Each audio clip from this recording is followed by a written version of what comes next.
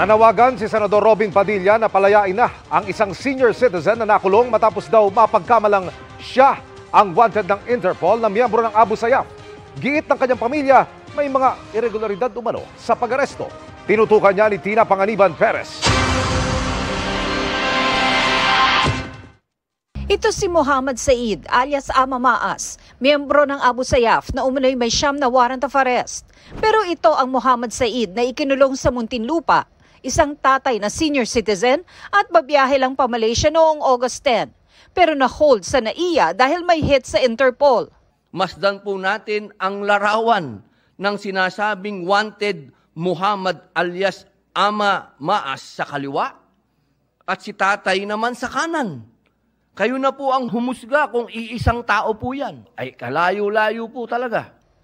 Panawagan niya sa privilege speech na palayain na si Tatay Muhammad na meron daw certification mula sa NBI na walang derogatory record noong 2018 at 2019. Wala rin umano si Tatay sa Pilipinas na mangyari ang krimeng kinasangkutan ng wanted na miyembro ng Abu Sayyaf na matagal na umanong patay. Simula 2001 hanggang Oktubre 2011 ay nasa Saudi Arabia si Tatay. Ngunit ang nasabing krimen na kinasasangkutan ni Ama Maas ay naganap noong July 2011. 2016 pa lamang ay lumabas na ang mga balitang napatay na sa engkwentro si Ama Maas.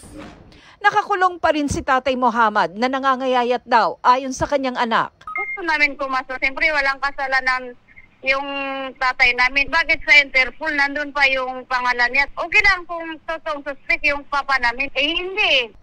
Kinwestiyon din ng pamilya kung bakit na kumpleto bigla ang impormasyon sa warrant na wala raw noong unang arestuhin ng ama noong 2018 at ang nilagay raw na impormasyon ay ang sa kanyang ama. Nung nakuha nila yung passport ng tatay ko, doon nila kinumpleto yung papel ng suspect na ang nilagay nila yung middle name ng tatay ko. Sino yung magulang ng papa ko, taga saan yun. Sino po kaya ang sa tingin nyo nagdoktor? Siyempre, yung sa immigration. We have no way po of editing or adding to it. Yung kanyang previous passport number po ay nagmamatch doon po na nakalagay doon sa Interpol Red Notice. Lumalabas siya po mismo yon because of all the details that have been included. Kompleto po yung nakuha natin na record. Pati kaya litrato, nag-match din? Doon po sa Interpol record, meron pong maliit na picture na medyo pixelated pa po. So since lahat naman po ng other details nag-match, we forwarded po the case to the appropriate local law enforcement agency. Hindi lang daw si tatay ang pwedeng may kapangalang wanted, kaya payo ng Bureau of Immigration. Get a certificate of not the same person from the Bureau of Immigration. Yan po ay kinukuha sa ating main office. Sa isang press release naman, sinabi ni Bureau of Immigration Commissioner Norman Tansinco na na-hold sa paliparan si tatay dahil sa Interpol Red Notice na inilabas noong 2017. Isang taon matapos ang tinukoy ni Senador Padilla na panahong namatay si alias Ama Maas. Wala raw silang kapangyarihang arestuhin ng isang Pilipino, pero kung may hit, may sinusundan daw silang proseso. Sinisika pa namin makuna ng pahayag ang NBI.